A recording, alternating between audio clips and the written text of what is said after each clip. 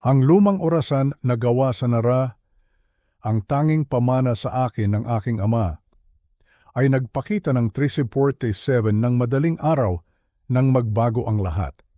Sa edad na 72, akala ko wala nang anumang sorpresa ang buhay para sa akin. Ang bawat araw ay isang tahimik na paghihintay na lamang, isang paghihintay na muling makasama ang aking yumaong asawa at ang aking nag-iisang anak. Ngunit pinasag ng isang tawag ang 4 na taon ng aking katahimikan. Isang tawag ang sumira sa kapayapaang pinilit kong buuin mula sa durug-durug na piraso ng aking puso. Dahil sa isang tawag, gumuho ang lahat ng aking pinaniniwalaan. Ang 4 na taon ng pagluluksa, ang 4 na taon ng pagtanggap na wala na siya, ay nawala ng saysay sa isang iglap. Nagriring ang telepono sa oras na iyon, sa oras kung kailan ang mga anghel at demonyo ay parehong gising. Nanginginig ang kamay kong inabot ito, isang blocked number ang nasa screen. Sa ganitong edad, alam mo na ang mga tawag sa ganitong oras ay hindi nagdadala ng magandang balita, laging kamatayan, laging trahedya. Sumagot ako, "Hello?" Katahimikan muna, pagkatapos isang paghinga, hirap. Tila ba galing sa isang taong tumakbo ng malayo. Isang paghingang puno ng pagod at takot, at pagkatapos isang salita na yumanig sa buong pagkatao ko. "Tay!" Isang bulong, mahina, halos hindi marinig, pero para sa akin sapat na iyon para tumigil ang pag-ikot ng mundo. Ang boses na iyon, kilalang kilala ko. Boses iyon na araw-araw kong naririnig sa aking mga panaginip. Boses iyon na gabi-gabi kong hinahanap sa katahimikan ng aking tahanan. "Tay, parang awa mo na.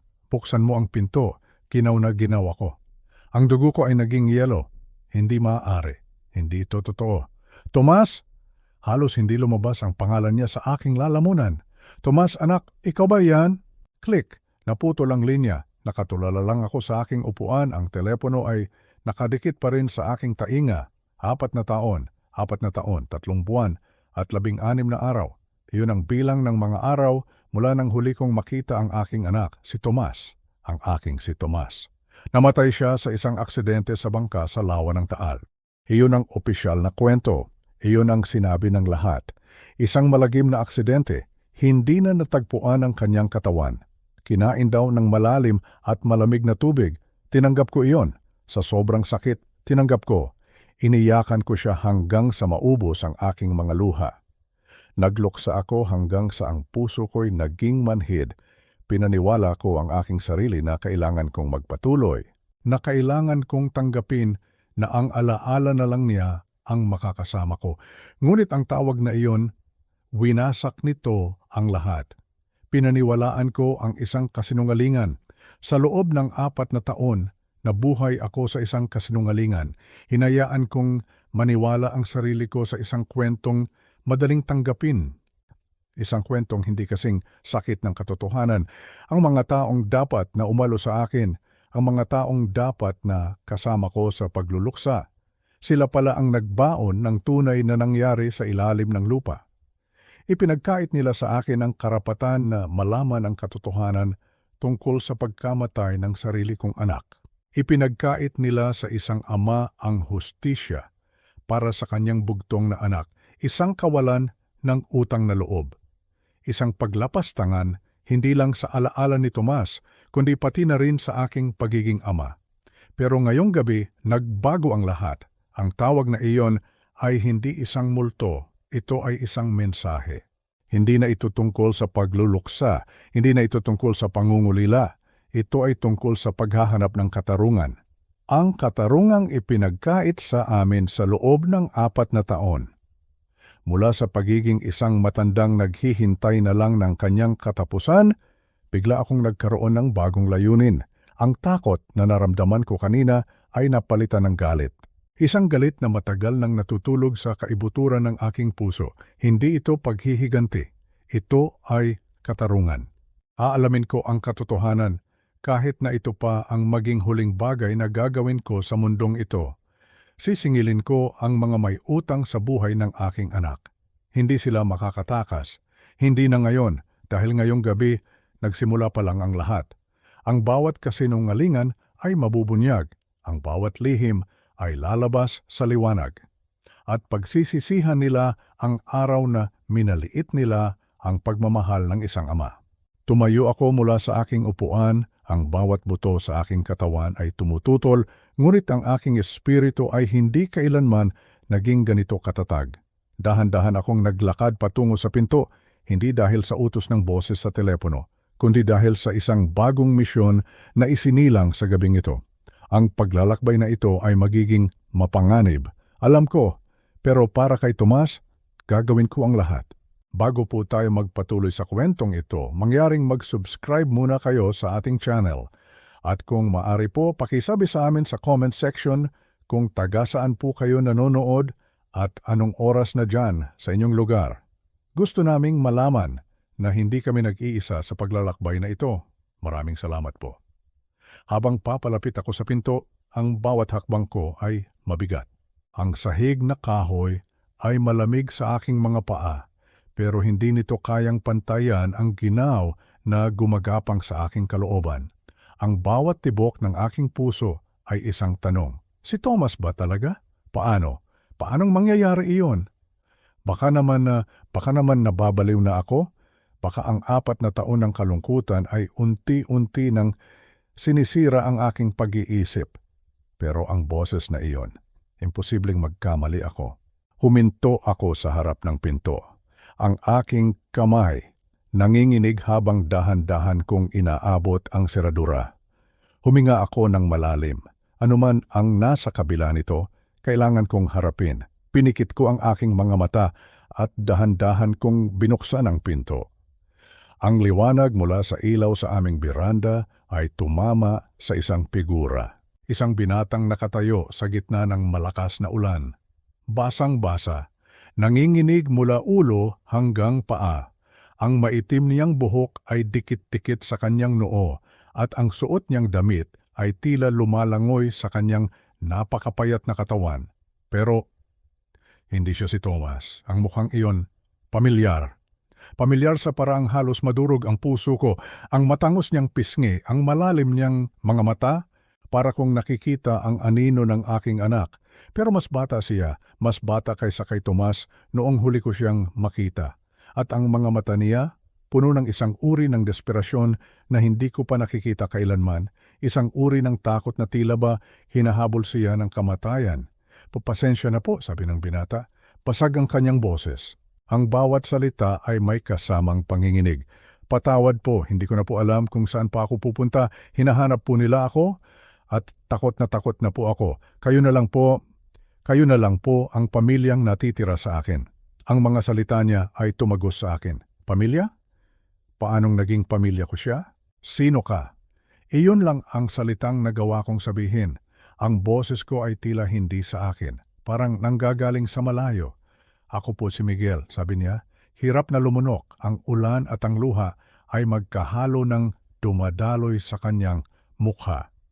"Miguel Santos po, at sa tingin ko po ay apo ninyo ako. Ako po ang apo ninyo, di apo." Isang salitang hindi ko inaasahang maririnig pa. Ang salitang iyon ay parang isang dagitab na gumising sa bawat himaymay ng aking pagkatao. Atras ako ng kaunti, binibigyan siya ng puwang para makapasok. Ano pa ba ang magagawa ko? Isasara ko ba ang pinto sa isang taong basang-basa, giniginaw at humihingi ng tulong? Lalo na kung ang mukha niya ay nagpapaalala sa akin ng aking nawalang anak. Pagpasok niya, bumagsak siya sa sahig. Ang kanyang katawan ay nanginginig ng husto na nag-uumpugan ng kanyang mga ngipin. Agad akong kumuha ng makapal na kumot mula sa aparador at ibinalot ito sa kanya. Pagkatapos ay nagpunta ako sa kusina para ipagtimpla siya ng mainit na tsokolate. Habang nagpapakulo ako ng gatas, napansin kong hindi tumitigil ang panginginig ng aking mga kamay. Isang apo. Hindi kailanman nabanggit ni Tomas na may anak siya. Pero sa kabilang banda, napakaraming bagay ang hindi sinabi sa akin ni Tomas. Napakalaki ng agwat na nabuo sa pagitan namin noong mga huling taon niya. Mga taon ng hindi pagkakaunawaan, mga taon ng katahimikan, marahil Marahil ito ay isa sa mga lihim na dinala niya sa kanyang hukay. Pagbalik ko sa sala, si Miguel ay nakaupo na sa sofa. Yakap-yakap niya ang tasa ng mainit na tsokolate na parabang iyon ang tanging bagay na humahawak sa kanyang buhay. Ang usok mula sa tasa ay sumasayaw sa pagitan namin sa malamlam na liwanag ng ilaw. Umupo ako sa silyang nasa tapat niya. "Kailangan mong sabihin sa akin ang lahat," sabi ko sa kanya. Ang boses ko ay kalmado, ngunit sa loob-loob ko ay isang unos ng mga tanong at emosyon. "Simulan mo sa umpisa?" Huminga siya ng malalim, isang hiningang nanginginig. "Hindi ko po alam ang tungkol kay Tomas," sabi niya. Tila nahihirapang bigkasin ang pangalan. Hanggang 6 na buwan na lang po ang nakakaraan. Ang nanay ko po, si Rebecca Santos, namatay po siya last year, cancer. Bago po siya mawala, sinabi niya sa akin ang totoo na ang tatay ko ay hindi ang lalaking nagpalaki sa akin, na ang tunay kong ama ay si Tomas Reyes at namatay siya bago pa man ako isilang. Rebecca Santos. Inulit-ulit ko ang pangalan sa aking isipan. Sinubukan kong ilagay ito sa mga alaala ko kay Tomas, pero wala. Blanko. Sabi po ni nanay, nagkakilala sila sa Tagaytay, patuloy ni Miguel. Ang kanyang mga mata ay nakatingin sa malayo, so tila binabalikan ang isang kwentong narinig lamang niya. Summer po ng taong 2000, nagtatrabaho daw po si nanay sa isang resort doon. Nandoon naman daw po siya kasama ang mga kaibigan niya. Nagkaroon sila ng maikling relasyon. At noong nalaman po ni nanay na buntis siya, wala na po si Tomas. Sinubukan daw po siyang hanapin pero lumipat na raw po siya ng tirahan. Nagpalit ng numero, kaya sumuko na lang po si nanay. Nag-asawa siya ng iba at pinalaki ako na ang lalaking iyon ang aking ama. Taong 2000. Iyon ang tag-araw bago ang huling taon ni Tomas sa universidad. Naalala ko iyon.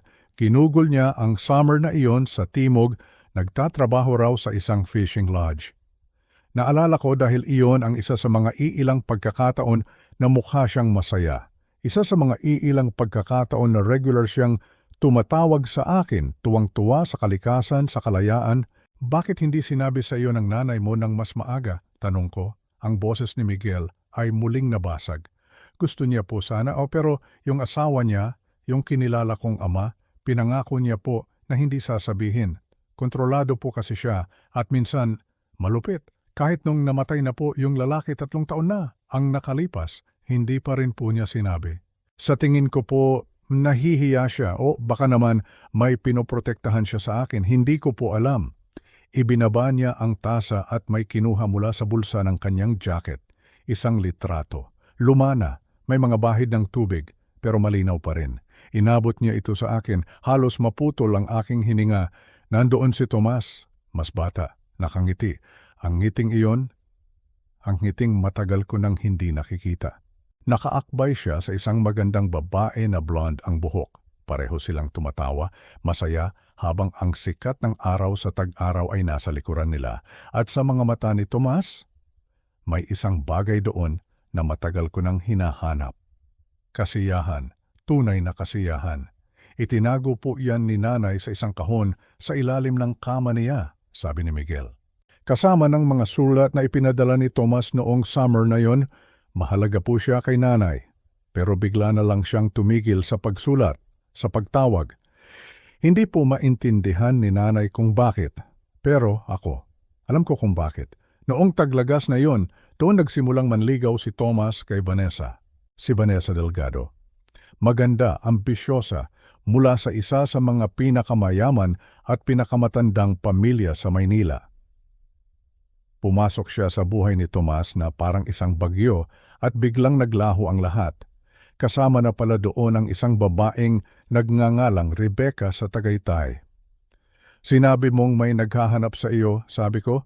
Pinipilit ang sarili kong mag-focus sa kasalukuyan. "Sino?" Biglang namutla ang mukha ni Miguel. Ang takot ay bumalik sa kanyang mga mata, mas matindi kaysa kanina. "Si Vanessa po at ang kapatid niyang si Marco." Ang mga pangalang iyon ay parang isang malakas na suntok sa aking sikmura. Si Vanessa, ang fiancé ni Tomas, ang babaeng pakakasalan sana niya kung hindi siya na aksidente. "Hindi ko maintindihan," sabi ko ng dahan-dahan. kahit na ang totoo ay may ideya na akong nabubuo sa aking isipan. Isang ideyang napakasama, napakadilim. Pagkatapos po mamatay ni nanay, gusto kong malaman ang higit pa tungkol kay Tomas. Paliwanag ni Miguel, nanginginig ang mga kamay. Sinubukan kong maghanap ng impormasyon online, kinausap ko ang mga taong posibleng nakakilala sa kanya. Doon ko po natagpuan si Vanessa. Nakatira pa rin siya sa Maynila, kasal na sa iba. Noong una ko po siyang tinawagan, sinabi ko kung sino ako. Mukha siyang naggulat pero interesado. Inimbita niya ako sa bahay niya. Sabi niya, may mga gamit daw po si Tomas na dapat ay mapunta sa akin. Humigpit ang pagkuyom ng kanyang mga kamao.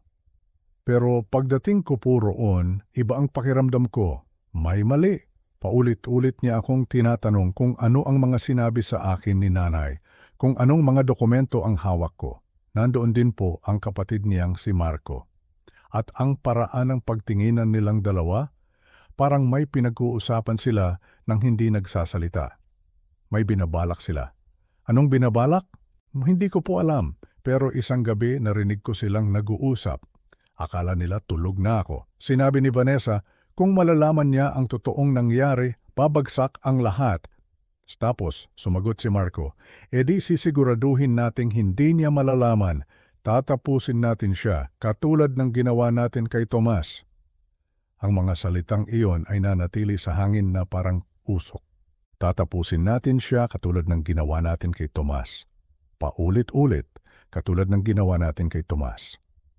Anong ibig mong sabihin? Tanong ko kahit na ang yelo ay gumagapang na sa aking mga ugat. Ang ibig ko pong sabihin, hindi aksidente ang pagkamatay ni Tomas. Tumingin si Miguel diretso sa aking mga mata. Pinatay po nila siya at ngayon gusto rin nila akong patayin. Gusto kong sabihin na nagkakamali siya, na baka dala lang iyon ng pagod at takot. Pero may isang bagay sa kanyang mga mata na pumigil sa akin, isang bagay sa sarili kong kutob na nagsasabing maaaring tama siya. Naalala ko kung paano kinuha ni Vanessa ang lahat ng responsibilidad pagkatapos mamatay ni Tomas. Ang burol, ang libing, maging ang pag-aayos ng mga gamit sa apartment nito, noon ipinagpasalamat ko iyon. Dahil lumulutang ako sa kalungkutan, halos hindi ako makagalaw, tiningnan ko siya bilang isang anghel na ipinadala para tulungan ako. Pero ngayon, sa malamig na liwanag ng 3:00 ng umaga, kasama ang binatang ito sa aking sala, iniisip ko kung ano pa ang kanyang inayos. Anong mga ebidensya ang kanyang winasak. Ang anak ko, mahilig siyang magsulat ng journal, sabi ko ng dahan-dahan. Isang alaala ang biglang lumitaw. Maselan siya sa pagtatala ng lahat ng bagay. Pagkatapos niyang mamatay, sabi ni Vanessa, wala siyang nakitang journal sa apartment. Pero imposible iyon. Nagsusulat na si Tomas mula pa nung 15 anyos siya. Imposibleng bigla na lang siyang huminto. Lumapit si Miguel. Saan po kaya niya itinago? Hindi ko alam, pero baka. Tumayo ako, napangiwi sa sakit ng aking mga tuhod. Sumunod ka sa akin. Inakyat ko siya sa dating silid ni Tomas, isang silid na hindi ko ginalaw sa loob ng 4 na taon, isang museo ng buhay na nawala. Nandoon pa rin ang kanyang mga libro sa kolehiyo, ang kanyang mga tropeyo sa hockey, at ang kanyang lumang laptop na nag-iipon na ng alikabok sa kanyang mesa. Ibinigay sa akin ni Vanessa ang mas bago niyang laptop, sabi ko, habang papalapit sa aparador. Ito yung ginamit niya noong nag-aaral pa lang siya. Hindi ko nga alam kung gumagana pa ito. Kinuha ko ang laptop, pinunasan ng alikabok. Si Tomas ay paranoid sa kanyang privacy. Noong bata pa siya, kung saan-saan niya itinatago ang mga gamit niya. Dinala namin ang laptop sa baba at isinaksak. Sa aming kulat, umilaw ito. Ang baterya ay matagal nang sira, pero gumana ito habang nakasaksak. Lumabas ang screen, humihingi ng password. May ideya po kayo, Lolo? Tanong ni Miguel. Sinubukan ko ang birthday ni Tomas. Mali. Ang middle name niya, mali rin. Tapos dahil sa isang biglaang ideya, tinype ko, Tagaytay 2000 at bumukas ito. Isang sabay na paghinga ng malalim ang pinakawalan namin ni Miguel. Bumukas ang laptop. Si Tomas, kahit pagkatapos ng lahat, kahit pagkatapos ni Vanessa, itinago pa rin pala niya ang alaala ng tag-araw na iyon, ang alaala ni Rebecca. Ang desktop ay napaka-organisado, isang bagay na typical kay Tomas. Ang mga folder ay nakaayos ayon sa taon at kategorya. Agad kong hinanap ang folder na may pangalang Personal 2004 at binuksan ito. At doon, natagpuan namin ang hinahanap namin, mga journal entry. Dos-dose ng mga file, lahat ay may petsa. Mabilis kong iniscroll pababa hanggang sa marating ko ang Agosto ng 2004, ang buwan bago siya mamatay. Dito, ang kanyang mga isinulat ay naging mas madalas, mas desperado. Ang mga timestamp ay nagpapakita na nagsusulat siya sa iba't ibang oras ng gabi at madaling araw. Binuksan ko ang entry na may petsang Agosto 3, 2004, 11:47 ng gabi. Ang mga kamay ko ay nanginginig habang binabasa ko ang mga salita sa screen. Hindi ako makapaniwala sa natuklasan ko. Hinahanap ko ang birth certificate ni Vanessa para masimulan na namin ang papeles para sa kasal. At sa opisina ng kanyang ama, nakita ko ang isang filing cabinet na nakalimutan niyang i-lock. Sa loob, may mga dokumento tungkol sa isang kaso noong 1989, isang kaso ng wrongful death na si Judge Delgado mismo ang humawak. Ang nagsampa ng kaso ay isang pamilyang namatayan ng anak na babae sa isang construction accident. Ang inirereklamo ay isang malaking kumpanya ng real estate. Natalo ang pamilya, pinaburan ng hukom ang kumpanya, pero ang mga dokumentong ito, ipinapakita nito na si Judge Delgado ay tumanggap ng 25 milyong piso, 25 million pesos, mula sa kumpanyang iyon, 3 buwan bago magsimula ang paglilitis. Nandito lahat, mga bank transfer, mga lihim na mensahe, lahat. Ang yaman ng pamilya ni Vanessa, ang kanilang mansyon, ang kanilang marangyang pamumuhay, lahat pala ay nakatayo sa pundasyon ng kasinungalingan, sa isang suhol na hinayaan ang isang kumpanyang makatakas sa pagpatay ng isang inosenteng tao. Hindi ako makahinga. 25 milyon. Isang napakalaking halaga, isang halaga na kayang pumili ng katahimikan at ng hustisya. Nagpatuloy ako sa pagbabasa. Ang entry noong Agosto 10, 2004, 203 ng madaling araw. Kinausap ko si Vanessa ngayong gabi. Ipinakita ko sa kanya ang mga dokumento. Hindi siya tumanggi. Ang sabi niya, ginawa lang daw ng tatay niya ang dapat gawin para masigurado ang kinabukasan ng kanilang pamilya. Sinabi pa niya na yung namatay na babae ay mamamatay din naman kahit anong mangyari at hindi na maibabalik ng pera ang buhay nito. Mali siya. Alam kong mali siya. Pero nang sabihin ko sa kanya na hindi ako maaaring magpakasal sa isang pamilyang ganito, na isusumbong ko ito, nagbago siya. Ang kanyang mukha ay biglang naging malamig, sa paraang hindi ko pa nakikita. Sinabi niyang masyado akong idealistiko, na kung susubukan kong ilabas ito, sisirain ako ng pamilya niya, na walang maniniwala sa isang bedamurmanrawanyos na tulad ko, laban sa isang respetadong hukom. Tapos, dumating ang kapatid niyang si Marco. Lagi akong kinakabahan sa lalaking iyon. Ang paraan niya ng pagtingin sa mga tao, parang isang hayop na tinitingnan ang kanyang biktima. Sabi niya, dapat daw mag-isip-isip muna ako. Baka daw makatulong kung mag-isa akong mamangka bukas para makapag-isip. Inalok pa niya akong samahan, pero sinabi ko, gusto kong mapag-isa. Ang huling entry ay may petsang Agosto 15. Ilang araw na lang bago siya maaksidente. Gagawin ko na. Nakagawa na ako ng mga kopya ng lahat ng dokumento at itinago ko na ang mga ito. Bukas, pupunta ako sa mga autoridad. Sinubukan ni Vanessa ang lahat para pigilan ako, luha, banta, pangako, pero hindi ko kayang mabuhay ng ganito.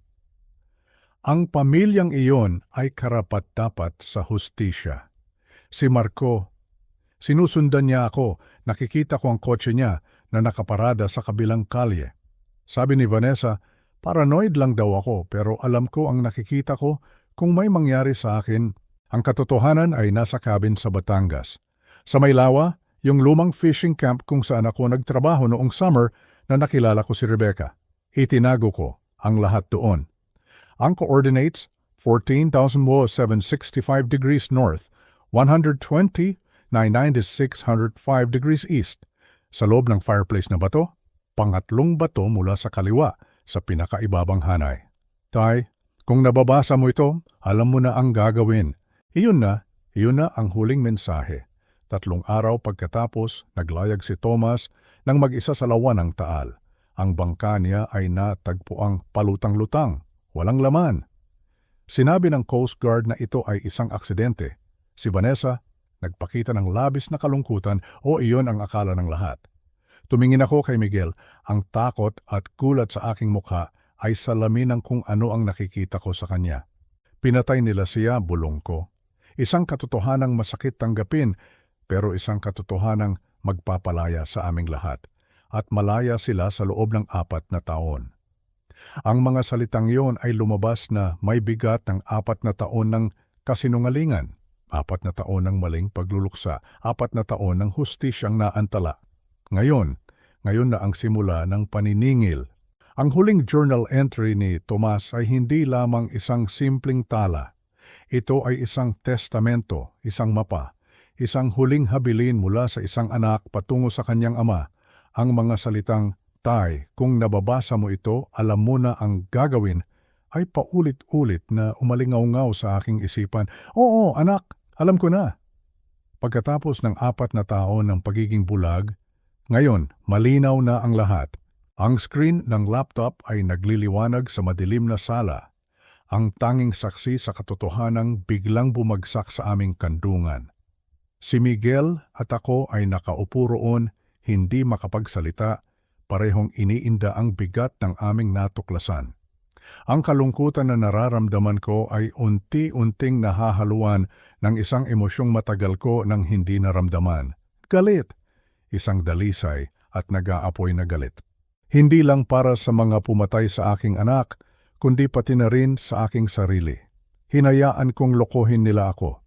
Hinayaan kong yakapin ako ng babaeng may kinalaman sa pagkawala ng aking anak habang umiiyak ako sa kanyang burol. Hinayaan kong paniwalain nila ako sa isang perpektong kasinungalingan. Tumingin ako kay Miguel. Ang takot sa kanyang mga mata kanina ay napalitan na ng determinasyon. Nakikita ko sa kanya ang lakas ng kanyang ama, ang tapang na minsan kong nakita kay Tomas noong bata pa siya. "Lolo," sabi niya, ang kanyang boses ay matatag na ngayon. "Anong gagawin natin?" Tumayo ako. Ang sakit sa aking mga kasukasuan ay tila nawala, napalitan ng isang bagong lakas. Ang pagiging isang matandang naghihintay na lang sa dapit hapon ay tapos na. Ngayong gabi, ako ay isang ama na humahanap ng katarungan. "Pupuntahan natin ang itinuro niya," sabi ko. Ang aking boses ay puno ng awtoridad na matagal ko nang hindi ginagamit. "Kukunin natin ang ebidensya at sisiguraduhin nating magbabayad sila." Ang mga koordinasyon na iniwan ni Tomas, 14 to 765 degrees north, 120, 96.5 degrees east. Ito ang aming tanging pag-asa. Ito ang susi para buksan ang lahat. Alam ni Tomas na mapanganib ang kanyang ginagawa. Alam niyang sinusundan na siya ni Marco. Kaya naghanda siya, nag-iwan siya ng isang landas para sa kung sino mang makakahanap nito. Hindi niya siguro inakala na ang sarili niyang ama at ang anak na hindi niya nakilala ang siyang tatahak sa landas na iyon. Ang plano ay simple. Aalis kami bago pa sumikat ang araw. Gagamitin namin ang aking lumang pick-up truck, isang sasakyang hindi kapansin-pansin. Dadaan kami sa mga maliliit na kalsada para iwasan ang sinumang maaaring nagmamanman. Hindi na kami maaaring magkamali. Ang buhay ni Miguel ay nakataya at ang hustisya para kay Tomas ay nakasalalay dito. Habang naghahanda kami, ang bawat galaw namin ay maingat. Ang bawat salita ay pabulong. Ang bahay na dati puno ng katahimikan at kalungkutan ay biglang naging sentro ng isang mapanganib na operasyon. Si Miguel ay tila isang sundalong sumusunod sa bawat utos. Ang binatang basang-basa at nanginginig kanina ay naglaho na. Sa kanyang lugar ay isang lalaking may misyon, isang lalaking handang harapin ang mga multo ng nakaraan ng kanyang ama. Bago kami umalis, muli kong tiningnan ang litrato ni Tomas at Rebecca, ang kanilang mga ngiti, ang kanilang kasiyahan. Iyon ang buhay na ipinagkait sa kanila. Iyon ang pamilyang hindi nabuo. At habang tinitingnan ko si Miguel, nakikita ko silang dalawa, ang tapang ni Tomas at ang determinasyon ni Rebecca. Handa ka na ba, apo? Tanong ko sa kanya. Tumango siya. Handa na po, lolo. Sa dilim ng madaling araw, tahimik naming binuksan ang pinto. Ang ulan ay tumila na, ngunit ang hangin ay nananatiling malamig. Tila ba ang kalikasan mismo ay nakikiramay sa aming misyon. Sumakay kami sa pickup at dahan-dahan kong pinaandar ang makina. Habang paalis kami sa aming tahimik na kalye, isang tingin ang ibinigay ko sa rearview mirror. Pakiramdam ko, ito na ang simula ng katapusan para sa amin at para sa mga Delgado. Ang biyahe patungong Batangas ay tahimik. Si Miguel ay nakabantay sa bintana sa likuran, ang kanyang mga mata ay alerto sa bawat sasakyang aming nakakasalubong. Paranoid marahil, pero hindi ko siya masisisi. Kung tama ang sinabi ni Marco, hinahabol nila si Miguel sa loob ng 6 na buwan. Hindi sila titigil hanggat hindi nila natatapos ang kanilang sinimulan. Ang daan ay pamilyar sa akin. Dati madalas kaming magpunta ni Thomas sa Batangas para mangisda. Ang mga alaala ay nagsimulang bumalik. Si Thomas na isang batang masayang-masaya sa kanyang unang huli. Si Tomas na tinuturuan kong magkabit ng pain, mga simpleng alaala, mga masasayang alaala na matagal nang natabunan ng sakit ng kanyang pagkawala. Ngayon, habang binabalikan ko ang mga alaalang yon, may kasama na itong pait. Dahil ang lugar na ito, ang lugar ng aming masasayang sandali, ay siya ring naging taguan ng pinakamadilim na sikreto ng kanyang buhay. Pagdating namin sa lugar na itinuro ng coordinates, isang pakiramdam ng kalungkutan ang bumalot sa akin. Ang dating fishing camp ay abandonado na. Ang mga gusali ay kinain na ng kalikasan. Ang malaking lodge kung saan kami dati tumutuloy ay gumuho na. Tanging ang maliliit na kabin na nakakalat sa paligid ang nananatiling nakatayo, bagamat halatang-halata na ang kanilang katandaan. Gamit ang isang lumang mapa ng lugar na nakuha ko sa glove compartment, hinanap namin ang cabin kung saan tumuloy si Tomas noong summer ng 2000. Isang maliit na kubo na medyo nakahiwalay sa iba. Ang pinto nito ay nakakiling na at ang loob ay pugad na ng mga hayop at insekto. Pero ang fireplace na gawa sa mga bato mula sa lawa, ay buo pa rin. Lumapit kami, ang puso ko ay kumakabog ng malakas. Ito na iyon, ang huling piraso ng puzzle. Pangatlong bato mula sa kaliwa, sa pinakaibabang hanay, bulong ni Miguel, inuulit ang mga salita ni Thomas. Maingat naming pinilang ang mga bato. 1, 2, 3. Ang batong iyon, ginamit ko ang isang maliit na bareta na dala ko para dahan-dahang alisin ito. Sa una ayaw matanggal. Ngunit sa aming pinagsamang lakas ni Miguel, unti-unti itong gumalaw at sa likod nito, isang butas. Isang espasyong sadyang ginawa para pagtaguan. Ginamit ko ang aking flashlight para silipin ang loob. At doon, nakita ko ito. Isang makapal na sobre, maingat na binalot sa plastic para protektahan ito mula sa panahon. Nanginginig ang kamay kong inabot ito. Pagkahawak ko dito, para akong nakahawak ng isang sagradong bagay. Ang bigat nito, hindi lang dahil sa mga papel sa loob, kundi dahil sa bigat ng katotohanang dala nito. Maingat kong binuksan ang sobre. Sa loob, naroon ang lahat. Mga kopya ng bank statement na nagpapakita ng malaking halaga na inilipat sa account ni Judge Delgado. Mga kopya ng transcript ng kaso na may mga sulat kamay na tala ni Tomas sa gilid, tinutukoy ang mga butas at hindi pagkakatugma, mga kalkulasyon, mga patunay ng pakikialam sa ebidensya. Lahat ng sinabi niya sa journal, narito. Ito ang bomba na sasabog sa mukha ng mga Delgado. Sapat na ito, bulong ni Miguel. Ang kanyang boses ay puno ng pagkamangha at kinhawa. Mapapatunayan nito ang lahat. Tumingin ako sa kanya pagkatapos ay sa mga papel na hawak ko. Hindi lahat, sabi ko ng mahina. Mapapatunayan nito ang korupsyon, pero hindi nito mapapatunayan na pinatay nila si Thomas. Ang salaysay ni Marco na narinig ni Miguel ay hindi sapat sa korte. Kailangan namin ng mas matibay, kailangan namin ng pag-amin. Kung ganoon, ano po ang gagawin natin? Tanong ni Miguel. Isang ideya ang nabuo sa aking isipan, isang ideyang mapanganib, isang ideyang maaaring ikapahamak naming dalawa. Pero sa puntong ito, wala na akong pakialam sa panganib. Ang tanging mahalaga ay mabigyan ng katarungan ang aking anak. Tumingin ako sa luwa sa di kalayuan, ang parehong lawa kung saan siya nawala. Paaminin natin sila, sabi ko. Ang aking boses ay malamig at puno ng determinasyon. Ang pagbabalik namin sa Maynila ay mas puno ng tensyon kaysa sa aming pag-alis. Ang mga ebidensya ay nasa aming mga kamay na, ngunit ang pinakamapanganib na bahagi ay hindi pa nagsisimula. Ang plano ko ay simple sa teorya, ngunit komplikado at delikado sa pagsasagawa. Una, kinuntak ko ang isang mamamahayag, hindi isang ordinaryong reporter, kundi isang kilalang investigative journalist na may reputasyon sa pagbubunyag ng mga katiwalian ng mga makapangyarihan. Siya ay kaibigan ng isang yumaong kasamahan at pinagkakatiwalaan ko ang kanyang integridad. Nakipagkita kami sa isang ligtas na lugar. Ibinigay ko sa kanya ang mga kopya ng lahat ng dokumento. Ikinuwento ko sa kanya ang lahat.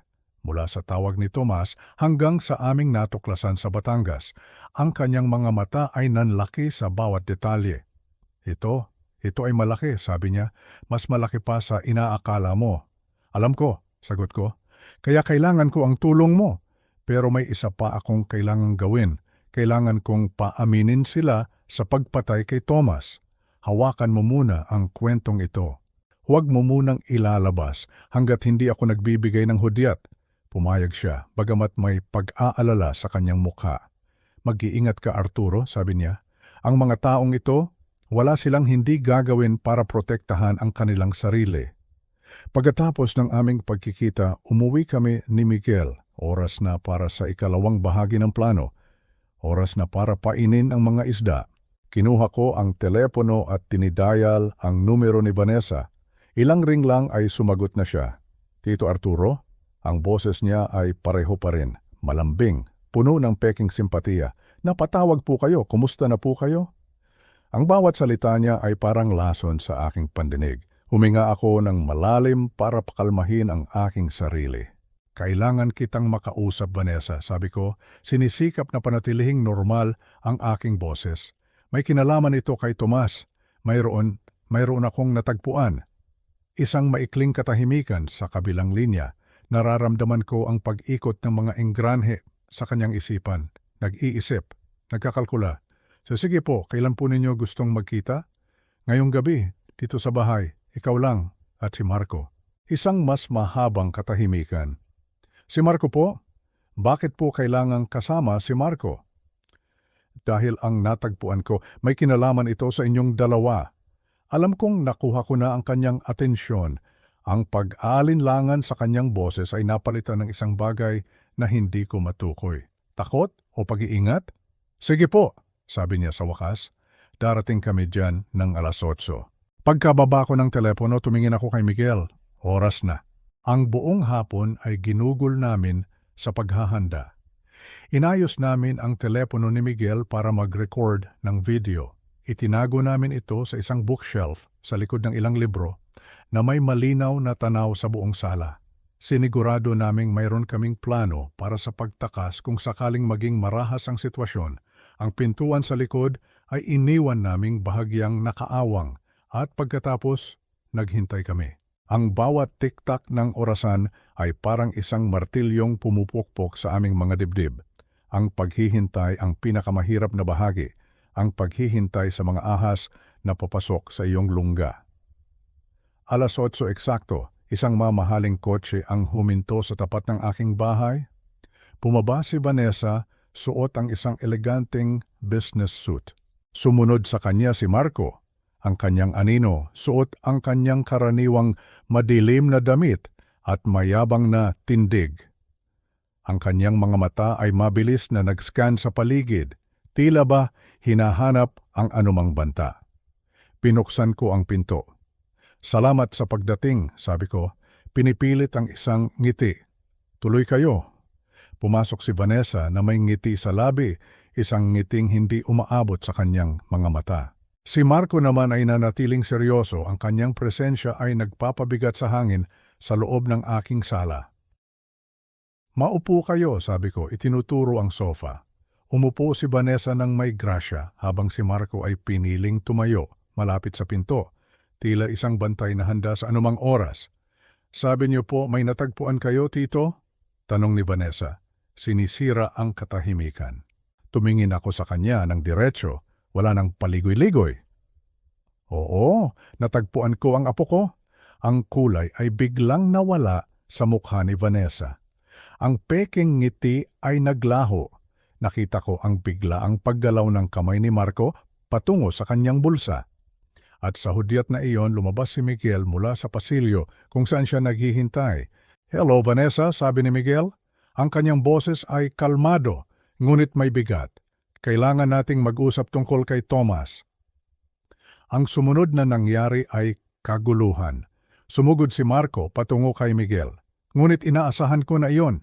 Mabilis akong humarang sa pagitan nila. Sa pagkakataong iyon, ang pagiging matanda ko ay naging isang kalamangan. Nagatubili si Marco na saktan ako at ang segundo ng pag-atubiling iyon ay sapat na para makaiwas si Miguel sa likod ng mabigat na mesa. "Tigil!" sigaw ni Vanessa. Ang kanyang boses ay matalas at huminto si Marco. Dahan-dahang tumayo si Vanessa, ang kanyang perpektong postura ay nagsisimula ng gumuho. Ang maskara ay natatanggal na. "Ano ang gusto ninyo?" tanong niya. Ang kanyang boses ay nanginginig na ngayon. "Ang katotohanan," sagot ko. "Ang totoong nangyari kay Tomas. Na-aksidente siya. Alam na yan," igiit niya. "Alam ko ang sinabi ninyo sa lahat, pero alam ko na rin ang tungkol sa mga dokumento, ang tungkol sa tatay mo, ang suhol, ang korupsyon." Namutla siya na parang isang papel. "Wala kayong alam sa sinasabi niyo." "Meron siyang alam," sigaw ni Marco. Hindi na napigilan ang sarili. "Sinabi ko na sa'yo, Vanessa. Dapat noon pa natin ito tinapos. Dapat sinigurado nating nasira ang lahat ng kopya." "Manahimik ka, Marco," sita ni Vanessa. "Pero huli na ang lahat. Ang 4 na taon ng pagtatago, ang 4 na taon ng pagkukunwari, ang 4 na taon ng pamumuhay sa isang kasalanan. Lahat ay sumabog mula kay Marco." Hindi nakinig sa katwiran si Tomas, sabi ni Marco. Ang kanyang boses ay matigas at walang emosyon. Sisisrain niya ang lahat. Sisisrain niya ang pangalan ni Dad. Ibabangkarote niya ang pamilya. Para saan? Para sa isang patay na babae mula sa 20 taon na ang nakalipas. Kaya oo, ako ang gumawa ng paraan. Sinundan ko siya sa lawa. Ginawa kong mukhang aksidente. Nahulog siya at sinigurado kong hindi na siya lulutang pa.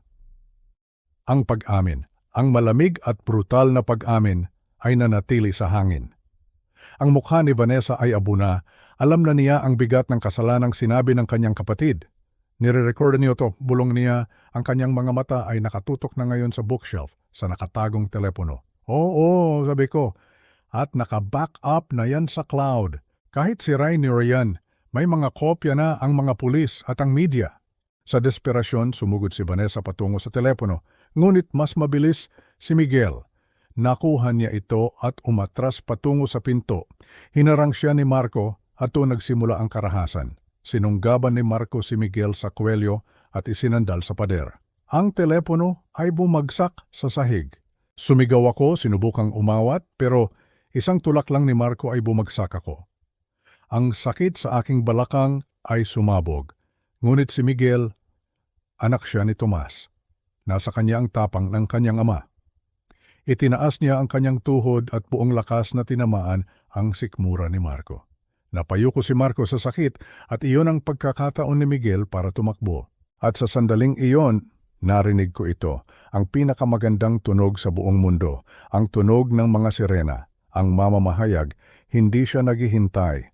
Tinawagan niya ang mga pulis sa sandaling sinabi kong haharapin na namin sila.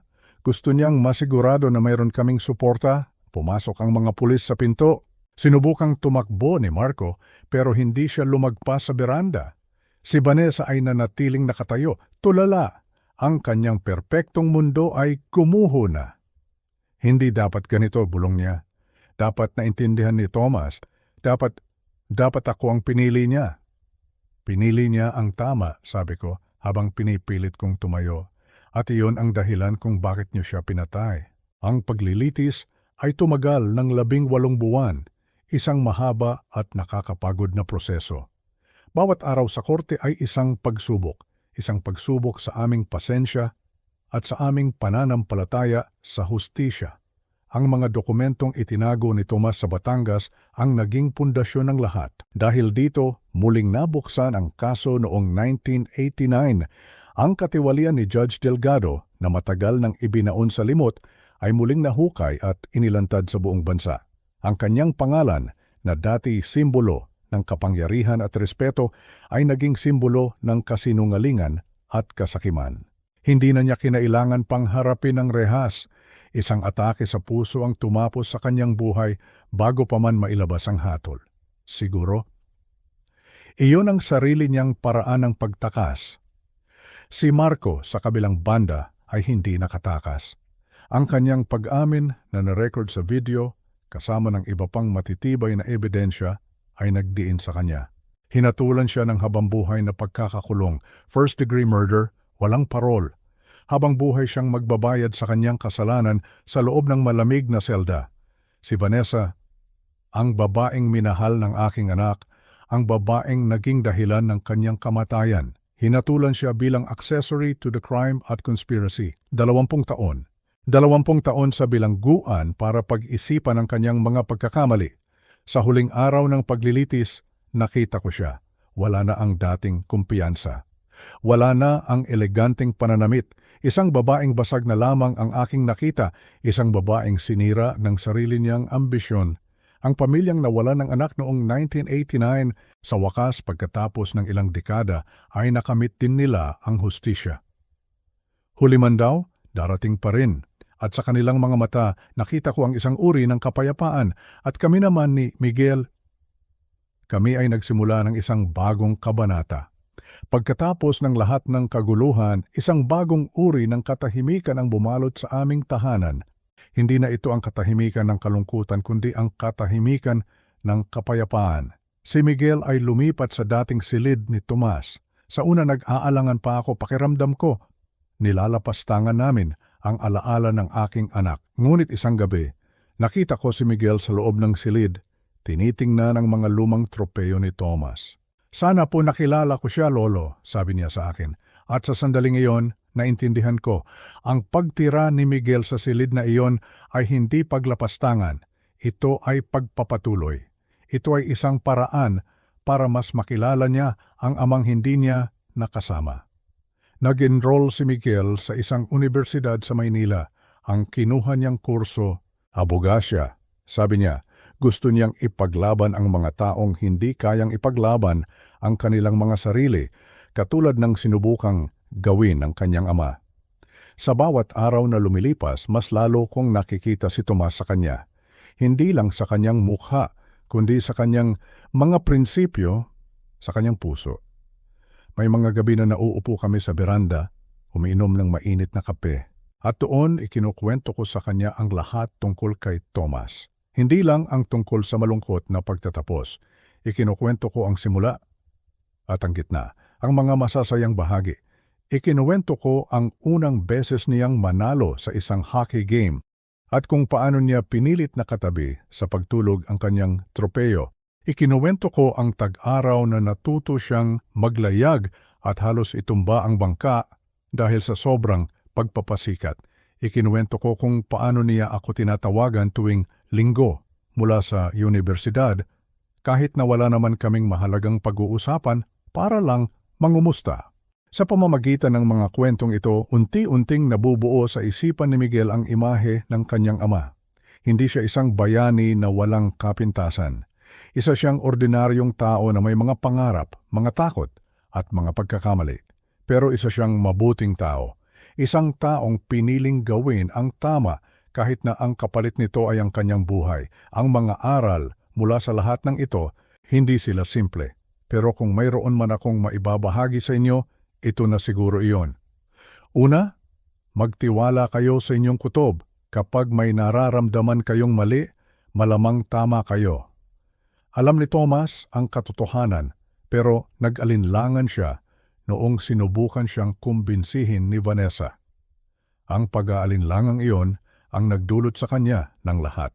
Pangalawa, huwag ninyong hayaang bulagin kayo ng kalungkutan. Sa loob ng 4 na taon, naniwala ako sa isang kasinungalingan dahil mas madali itong tanggapin kaysa sa pagdudahan. Hinayaan kong ang mga taong may sala ang siya pang umalo sa akin. Pangatlo, ang pamilya ay hindi palaging nasa dugo at ang dugo ay hindi palaging pamilya. Si Vanessa at Marco ay parte ng buhay ni Tomas, pero sila ang kumuha nito. Si Miguel naman ay kadugo niya at siya ang lumalaban para parangalan ang kanyang alaala.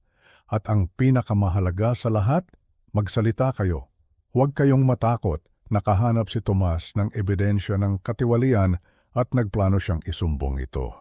Kung kumilos lang sana siya agad sa halip na harapin muna sila, marahil ay buhay pa siya ngayon. Huwag kayong maging tulad ko na naghintay ng 4 na taon para hanapin ang katotohanan. Huwag kayong maging tulad ni Tomas na binigyan ng pagkakataon ang mga may sala para patahimikin siya. At huwag na huwag ninyong hahayaan ang sinuman na sabihin sa inyo na hindi na mahalaga ang hustisya dahil matagal nang lumipas ang panahon. Hindi kailanman huli para ipaglaban ang tama. Tumila na ang ulan. Sa itaas, sa silid ng kanyang ama, mahimbing nang natutulog si Miguel. At ako, sa unang pagkakataon sa loob ng 4 na taon, kaya ko nang ipikit ang aking mga mata nang hindi nakikita ang mukha ni Tomas na dahan-dahang lumulubog sa madilim na tubig. Dahil ngayon, alam ko na ang katotohanan, at ang katotohanan, gaano man ito kasakit, ang siyang tuluyang nagpalaya sa aming dalawa